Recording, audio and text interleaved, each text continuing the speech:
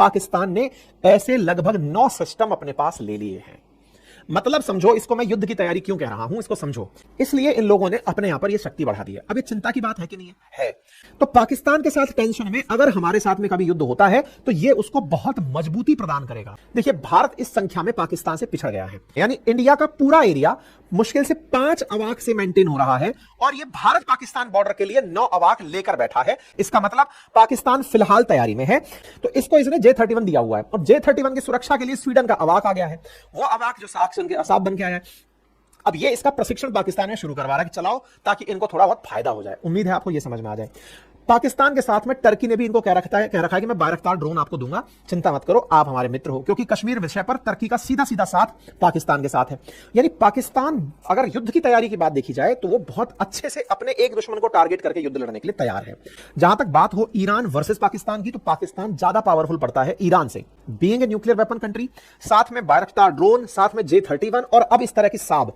ये सब चीजें ये दर्शाती हैं कि पाकिस्तान की जो युद्ध की तैयारियां हैं ना भारत से निपटने के लिए, वो चल तो रही हैं। दुनिया की तमाम दिफाई तज्जिया निगार और एक्सपर्ट सालों से ये बात कहते आए हैं कि मुस्तकबिल की जंगों में शिकस्त या फतह का दारोमदार फिजाई ताकत पर होगा। जो मुल्क अपने हरीफ पर फिजाई बरतरी हासिल कर लेगा वही मैदानी जंग का फातिह कहलाएगा। ऑपरेशन सिंदूर के दौरान पाकिस्तान एयरफोर्स ने दुनिया की तीसरी बड़ी फिजाई ताकत भारत को जिस तरीके से एक्सपोज किया है, दुनिया आज पाकिस्तानियों की फिजाई महारत और टेक्नोलॉजी की मोतरफ हो चुकी है। जिन हथियारों ने पाकिस्तान की फिजाई बरतरी को कायम करने में मदद फराहम की, उनमें से एक अवैक्स यानी airborne warning and control system भी है। पाकिस्तान दुनिया के उन चंद ममालिक में से एक है जो इस जदीद दिफाई निज़ाम के मालिक हैं, जबकि पाकिस्तान इस टेक्नोलॉजी में अपने रिवायती हरीफ भारत को कहीं पीछे छोड़ चुका है। सुनिए कि भारत का ये दिफाई तज्जिया निगार किस तरह खुले अल्फाज में पाकिस्तान की बरतरी को तस्लीम कर रहा है और वो ये मान रहा है कि अवैक्स टेक्नोलॉजी में पाकिस्तान भारत को कहीं पीछे छोड़ चुका है। चर्चा करेंगे आज इस सिस्टम की। इसको मैं हवाई जहाज ना कहकर एक सिस्टम कह रहा हूं, जिसका नाम है AEW&C, शॉर्ट फॉर्म में इसको अवाक बोल रहे हैं। इस सिस्टम की हम बात करेंगे, क्या खास है इस सिस्टम के बारे में, क्यों ये युद्ध की दशा और दिशा बदल सकता है, ये सारी बातें आज के सेशन में चर्चा होगी। इसको बताऊं उससे पहले मैं थोड़ा सा आपको एक जानकारी और देता हूं। देखो, आपके सामने ये जो तस्वीर दिख रही है, इसके थोड़े मायने समझो। बाइडेन आपको यूक्रेन में चलते हुए दिख रहे हैं। बाइडेन जब आपको यूक्रेन में दिखे, ये वो टेंस टाइम था जब यूक्रेन वर्सेस रशिया वॉर चल रहा था, पीक पर था। उस समय बाइडेन अपनी तरफ से जेलेंस्की के साथ अपना समर्थन दिखाने के लिए यूक्रेन पहुंचे थे, युद्धग्रस्त देश, जिस समय एनी टाइम ये डर था कि रशिया कभी भी हमला कर सकता है। आप सोचिए, यूक्रेन वॉर टॉर्न है, उस समय पर रशिया की तरफ से कोई मिसाइल आती है, धड़ाम से बाइडेन को उड़ा देती है। हो सकता है ना, कुछ भी हो जाए, उसके बाद देखा जाएगा जो होगा। अगर ऐसी स्थिति है तो भी अमेरिका पहुंचा यहां पर। कैसे पहुंचा? कैसे इसका हवाई जहाज जब हवा में उड़ रहा था, जब मालूम था कि हवाई जहाज उड़ना मना है, फिर भी इसके हवाई जहाज पोलैंड के ऊपर से निकल रहे हैं, यूक्रेन तक ये लोग खुद पहुंच रहे हैं, कैसे हुआ होगा? इसके पीछे का कारण था कि जब अमेरिका चलता है ना, तो उसके साथ में एक इस तरह का सिस्टम उड़ता है। यानी अमेरिकी राष्ट्रपति जब चल रहे होते हैं तो हवा में एक और हवाई जहाज उड़ रहा होता है, जिसका नाम होता है अवाक। आप पूछेंगे ये क्या चीज है भाई, ये छतरी सी क्या लगी हुई है? बस यही तो छतरी है, यही तो छतरी है जो यहां लगी हुई है, बस ये डिजाइन अलग है। यही ये छतरी लगी हुई है जिसको आप देख रहे हैं, बस डिजाइन अलग है। इसका मतलब ये कोई बवाल तो है, यानी कोई ऐसा इंस्ट्रूमेंट है ये जो कि हवाई जहाज के ऊपर लगाया जाता है, जिससे इनकी यात्रा को सुरक्षित रखा जाता है। अवाक क्या कोई बहुत बड़ा मतलब मिसाइल सिस्टम है क्या? कोई फाइटर जेट है क्या? नहीं बाबा, कुछ और ये मामला। ये है क्या? और अवाक के मामले में पाकिस्तान हमसे आगे है कि पीछे है, क्या है? ये सारी बात मैं आज आपको बताने जा रहा हूं। मेरे प्यारे साथियों, ये जानकारी इसलिए जरूरी है क्योंकि ये भारत का जो नेत्र है, जो भारत के अंतरिक्ष आकाश में घूम रहा है, इस तरह का नेत्र उनके यहां पर साब के नाम से जाना जाता है। और ये जो साब है, ये पाकिस्तान में पहुंच चुका है। पाकिस्तान की सेना को भारतीय सेना के साथ युद्ध के लिए फिर से तैयार कर रहा है। स्वीडिश कंपनी का है ये साब बना हुआ, और ये स्वीडन ने बना करके साब पाकिस्तान को हैंडओवर किया है। इसका नाम साब 2000 एरे एयरबॉर्न सिस्टम है, और ये एयरक्राफ्ट इसने पाकिस्तान को सौंप दिए हैं। पाकिस्तान के मिन्हास एयरबेस पर इन्हें तैनात कर दिया गया है। मिन्हास एयरबेस कहां है? तो आप अगर इसे देखें तो जहां पर अपन पाकिस्तान ऑक्यूपाइड कश्मीर की बात करते हैं, या फिर यह कहिए कि जहां पर अपन लोग वर्तमान में जम्मू वाला एरिया देख रहे हैं, इसी के सामने मिन्हास डला हुआ है। आप इसे नोटिस करें तो यहीं पर जम्मू का बॉर्डर शेयर होता है, और इसने मिन्हास एयरबेस पर इसको लाकर तैनात कर दिया है। बड़ा ही सेंसिटिव है साथियों ये जगह। किस तरह से सेंसिटिव है, क्या है ये SAP 2000 एरे, अब एक एक करके मैं आपको बताता हूं। असल में ये airborne early warning and control system है, इसको पकड़िएगा। ये क्या है, AEW&C, तो आंसर है airborne early warning and control system, एवॉक। इसको याद रखिएगा। मतलब कुछ ऐसा है कि हवा में अगर हलचल हो तो ये तुरंत पता लगा ले। तुरंत पता लगा ले का मतलब क्या है, अब बताता हूं क्या। अब इसको ध्यान से सुनिए। देखो ये हवा में उड़ता है, क्यों उड़ता है उसकी कहानी समझो। अपन लोग जमीन पर बैठकर सोचते हैं कि अगर मान लीजिए कि हमारे ऊपर से कोई भी मिसाइल आकर हम पर गिरे, पाकिस्तान ने मिसाइल चलाई हम पर आकर गिरी, या पाकिस्तान का कोई फाइटर जेट हमारे क्षेत्र में आया हम पर गोला बरसाने आया, हमको पता कैसे चलता है।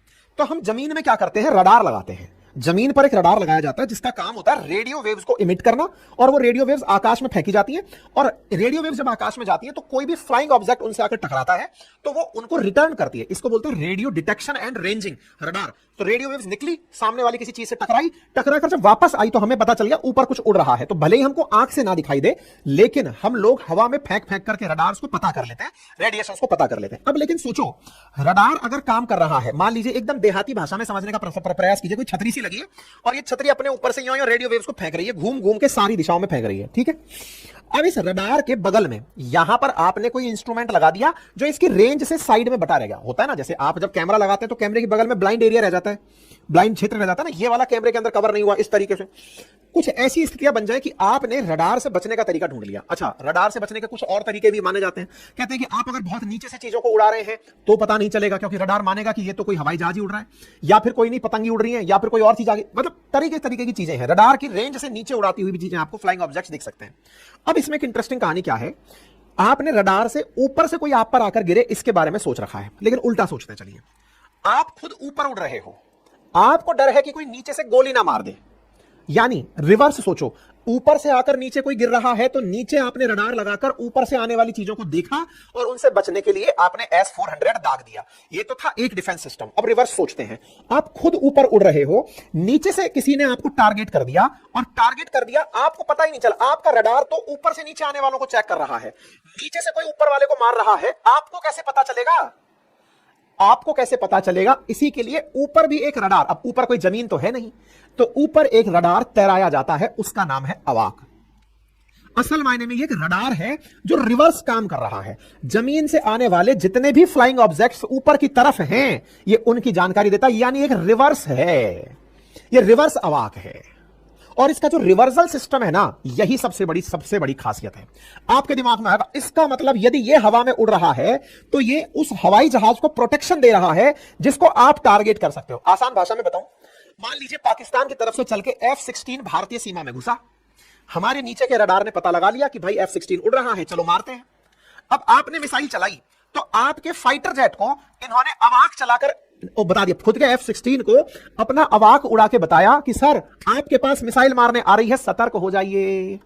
हालांकि खुद फाइटर जेट्स में भी अपना अर्ली वार्निंग सिस्टम होता है, लेकिन फाइटर जेट 1000 काम कर रहा होता है उड़ते समय, केवल और केवल उसको यही नहीं होता है कि उड़ानी है, उसको टारगेट भी मैच करने होते हैं। अगर डॉग फाइट हो गई है तो उसमें लड़ना होता है, उसको अपनी खुद की सुरक्षा सुनिश्चित करनी होती है, तमाम प्रकार के फाइट्स करनी होती हैं। लेकिन कहीं आप गुप्त रूप से छुप के बैठे, आप पे मिसाइल चला दी, आपको पता ही नहीं चल रहा मिसाइल कहां से आ रही, अवाक आपको सिस्टम दे रहा है, सर आगे आप पे गोली आ गई, नीचे से आ रही है, आपको पता ही नहीं है।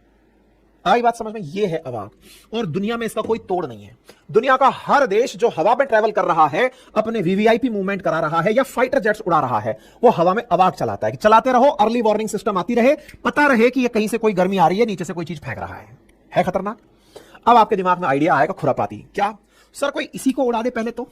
भाई मान लो कि आपने अपनी तरफ से मिसाइल चलाई इस मिग को मारने के लिए या F-16 को मारने के लिए। सर आपको पता चल रहा है कि मिसाइल आ रही है, मैं पहले इसको मारूं कि बेटा तू बड़ा दिशा बता रहा है। मतलब जैसे होता है चोर पहले चोरी करने से पहले कैमरा तोड़ते हैं, सर इस कैमरे को तोड़ो। अच्छा, कैमरे को तोड़ते समय एक तकनीक का अपनाया जाता है जिसको थर्मल सेंसिंग कहा जाता है। थर्मल सेंसिंग का मतलब होता है, हम जो मिसाइलें चलाते हैं ना, कहते हैं अचूक मिसाइलें जाके निशाने पर लगेगी। कैसे लगेगी? वो क्या सेंस करती है चलने से पहले, मिसाइल की आंखें नहीं होती हैं, कैमरा नहीं लगा होता है, वो हीट सेंस कर रही होती है कि अचानक जहां हीट ज्यादा है मुझे वहां जाके मार करनी है। मिसाइल चलने का यही टेक्नोलॉजी अपनाया जाता है। हीट सेंसिंग होता है, थर्मल सेंसिंग कहते हैं इसको, कि इधर से हीट आ रही है, चलो वहीं पे गोला है, चलो फोड़ते हैं। तो ये हीट सेंसिंग के लिए जो मिसाइलें चलाई जाती हैं, ये स्मार्ट है। ये क्या करता है, अपने आसपास इतने सारे पटाखे फोड़ता है, दूर दूर तक ले जाके फ्लेयर्स फेंकता है, बड़ बड़ बड़ बड़ बड़ बड़ बड़। अब फ्लेयर्स फेंकी इसने बहुत सारी, तो इस तरह से ये फ्लेयर्स फेंक देता है। फ्लेयर्स फेंकता है तो नीचे से आने वाला जो भी मिसाइल सिस्टम है ना, जो इसको टारगेट करने आया है, वो कंफ्यूज कि यार मैं तो मारने इसको आया था, हीट तो इसमें से आ रही थी, अब इतनी सारी हीट कहां से आ गई। आपकी मिसाइल कंफ्यूज हो जाती है और वो दूसरी जगह से निकल जाती है। आई बात समझ में? अगर कोई भी आपने अभी कभी एयर फाइट की मूवीज देखी हो तो उसमें ये चीज को समझ पाएंगे। पाकिस्तान ने ऐसे लगभग 9 सिस्टम अपने पास ले लिए हैं। मतलब समझो, इसको मैं युद्ध की तैयारी क्यों कह रहा हूं, इसको समझो। देखो, अगर पाकिस्तान को किसी और से टेंशन तो है ही नहीं, चाइना का तो वो पहले गोदी में खुद बैठा हुआ है, अफगानिस्तान के पास खुद कुछ नहीं है जिसकी वो टेंशन ले। अब मुद्दा क्या है, उसका केवल एक दुश्मन है जिसका नाम है भारत। उसको सेंट्रल एशिया से कोई टेंशन नहीं, सब सेटल है। भारत के केस में पाकिस्तान का जो बॉर्डर टच होता है, यहां से उठ करके फाइटर जेट्स को इंडिया भेजना है। जैसे लास्ट टाइम जब 1971 का युद्ध हुआ था, तो आगरा के एयर बेस तक पे गोले फेंके गए थे। मतलब सोचकर देखो कि पाकिस्तान अपने फाइटर जेट से इंडिया में एंट्री करे। अब उसको पता है कि भारत ने S-400 जैसे सिस्टम लगाए हुए हैं, अपने पास में ऐसी मिसाइलें लगा दी हैं इंडिया ने। अभी कुछ दिन पहले परीक्षण अपन ने बालासर में भी किया है, ऐसी चीजों का कि जो आसमान में उड़ रहा है हवा में उड़ा दो। अब इंडिया की तैयारी पूरी है, लेकिन अगर कुछ ऐसा हो रहा है कि हमारे फाइटर जेट को नहीं पता है, तो क्यों ना हवा में उड़ा के रडार चलाएं। और कारण भी है, देखो हिमालयन जो टेरेन है ना, वो हिमालयन टेरेन कुछ इस प्रकार की टेरेन है कि आप रडार से जानकारी भी नहीं जुटा पाएंगे, क्योंकि भारत ने कहां कोई मिसाइल छुपा के लगा रखी हो पता नहीं चलेगा। लेकिन आप ही अगर हवा में उड़ रहे हैं तो आपको हिमालय में कहां से मिसाइल आ रही है सब पता चल जाएगा। भारत पाकिस्तान के बीच में तो हिमालय बहुत अच्छे से फैला हुआ है, इसलिए इन लोगों ने अपने यहां पर यह शक्ति बढ़ा दी है। अब ये चिंता की बात है कि नहीं है? क्यों है? क्योंकि भारत के एट ए टाइम 2 दुश्मन बैठे हैं। चाइना भी कोई मित्र तो है नहीं, उसके कारण तो हमारी बहुत सी परेशानियां हो रखी हैं। गलवान के इंसिडेंट के बाद तो हम जम्मू से उठा के सेना को वहां भेजे, जिसके चलते जम्मू में आतंकी घुस गए, सैनिक आतंकी बनकर घुस गए। एग्जैक्टली पाकिस्तान के साथ जो टेंशन है वो जग विदित है। तो पाकिस्तान के साथ टेंशन में अगर हमारे साथ में कभी युद्ध होता है तो ये उसको बहुत मजबूती प्रदान करेगा। अब आपके दिमाग में आएगा तो भारत की क्या तैयारी है मालिक? देखिए, भारत इस संख्या में पाकिस्तान से पिछड़ गया है। असल में पिछड़ने का कारण भी है, भारत इन दिनों आत्मनिर्भर हो रहा है। आत्मनिर्भर होने में अवाक जैसा सिस्टम इंडिया खुद बना रहा है। इसने तो स्वीडन से खरीदा है, और आज से नहीं तब से खरीद रहा है जब कंगाली में आटा गीला था। हर दिन डिलीवरी हो रहा है इसके यहाँ पे। एक तरह से 2006 से ऑर्डर लगाया हुआ है, 2020 तक ऑर्डर होने थे, 2024 में फाइनल ऑर्डर हुआ इसका। मतलब ये लगातार ऑर्डर कर रहा है, भारत इनको खुद बना रहा है। और हमारे डीआरडीओ ने अपना अवाक बनाया जिसका नाम नेत्र है। लेकिन अभी हमारे पास नेट पर प्राप्त जानकारी में 2 ही नेत्र दिखाई देते हैं, और 3 हमारे पास में इजराइल द्वारा दिए गए सिस्टम है जो हमने रशियन फ्लाइट्स पर लगाए हुए हैं, जिनसे हम पूरा सिस्टम मैनेज कर रहे हैं। यानी इंडिया का पूरा एरिया मुश्किल से 5 अवाक से मेंटेन हो रहा है, और ये भारत पाकिस्तान बॉर्डर के लिए 9 अवाक लेकर बैठा है। ये इंटरनेट पर प्राप्त जानकारी है, इनकी वेबसाइट पर प्राप्त जानकारी है। उम्मीद है अब आपको इसका महत्व समझ में आया होगा। क्या है ये अर्ली वार्निंग सिस्टम, किस तरह से इसके जो ये रडार है ना, ER रडार, ये इसको मजबूती प्रदान करते हैं। संभवतः यह बात आपको समझ में आई हो। ये अर्ली वार्निंग सिस्टम है, किस प्रकार से ये काम करेगा, क्या काम करेगा, ये सारी जानकारी मैंने आपको बता दी है। तो ये मैंने आपको दिखा दिया, किस प्रकार से फ्लेयर्स फेंकता है ये बता दिया, पाकिस्तान के पास में जाकर के ये चीज उपलब्ध हो रही है, अवाक के बारे में मैंने सारी जानकारी दे दी। अच्छा, स्वीडन के द्वारा इसे कुल मिलाकर 8 कंट्रियों को दिया गया, Brazil, Greece, Mexico, Pakistan, Poland, Saudi, Sweden, Thailand और यूएई। कुछ इतने ही देश ऐसे हैं जो कि इस सिस्टम को अपने साथ रखते हैं, बाकी देशों के पास ये सिस्टम है भी नहीं। इसका मतलब ये समझिए कि जो ये इनका साब सिस्टम है ना, ये उन्नत सिस्टम तो है, साथ ही साथ पाकिस्तान के पास है, और बहुत सारे ऐसे जो डेवलप कंट्री हैं वो भी इसको यूज कर रहे हैं, जो अपनी सुरक्षा के लिए इसे अपने लिए जरूरी समझते हैं। पाकिस्तान ने वर्ष 2006 में इसका ऑर्डर टिकाया था, तब से लेकर के ये इसको मंगाए जा रहे हैं। 2006 में जब मंगाया था तब बीच में गरीबी आई, पहले 6 का ऑर्डर दिया था तो फिर 4 यूनिट कर दी, फिर 17 और 20 में बोला कि सर अब 3-3 और दे दो हमें। इस प्रकार से आंकड़ा 10 तक पहुंचता है। फिलहाल इनके पास में 9 पहुंच चुके हैं। ये आपके सामने सुर्खियां हैं जो बनी हुई हैं। इसका मतलब पाकिस्तान फिलहाल तैयारी में है। एक और चीज मैं आपको बताता हूं, और वो क्या है, देखो इंडिया ने हाल ही में राफेल लिया है। देखो क्या है ना, फाइटर जेट्स जो होते हैं, फाइटर जेट्स की पीढ़ी होती है, 3rd generation, 4th generation, 5th generation, मतलब जितना उन्नत होता जाएगा उसको उतने उन्नत कैटेगरी में बोला जाता है। 5th जनरेशन में जैसे F-35 हो गया अमेरिका का, ऐसे ही इनका चाइना वालों का J-31 है जो कि फाइटर जेट 5th जनरेशन है।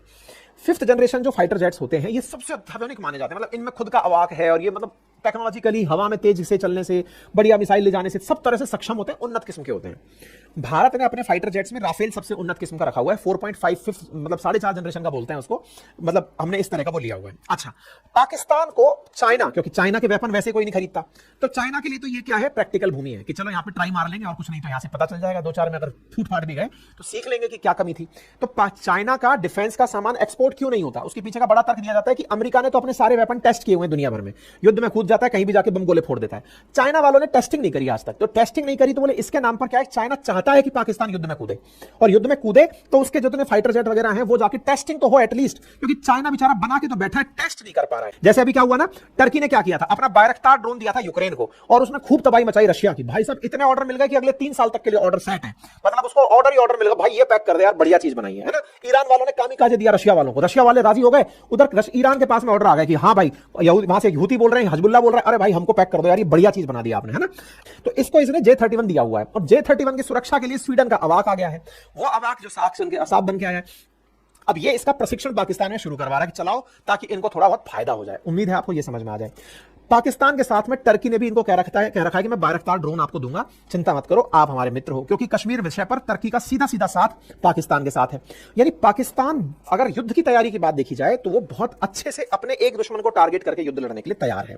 जहां तक बात हो ईरान वर्सेस पाकिस्तान की, तो पाकिस्तान ज्यादा पावरफुल पड़ता है ईरान से। क्यों? क्योंकि ये न्यूक्लियर वेपन कंट्री है, being a nuclear weapon country, साथ में बायरक्तार ड्रोन, साथ में J-31 और अब इस तरह की साब, ये सब चीजें ये दर्शाती हैं कि पाकिस्तान की जो युद्ध की तैयारियां हैं ना भारत से निपटने के लिए, वो चल तो रही हैं। अब भारत के लिए कितना जरूरी है पाकिस्तान को कंसीडर करना, यह सोचना होगा, क्योंकि जब जब हमने पाकिस्तान को इग्नोर किया है, जैसे हमने वो उदाहरण दिया कारगिल वॉर से जस्ट पहले का कि अरे तो मर गया, इसको क्या ही लेना है, अब तो सेटल हो गया ये, लेकिन उसी समय इसने आकर के, क्यों ऐसे में अभी फिलहाल हम जिसको कटोरे के समझ के इसको दया कर रहे थे, ये असल में दया पात्र है नहीं, ये फिर से विश्वासघात की तैयारी में है, क्योंकि इसने जिस तरह की प्लानिंग की है वो अमेरिका के हित में भी है। तो देखना होगा कि भारत इससे निपटने के लिए क्या तैयारी करता है।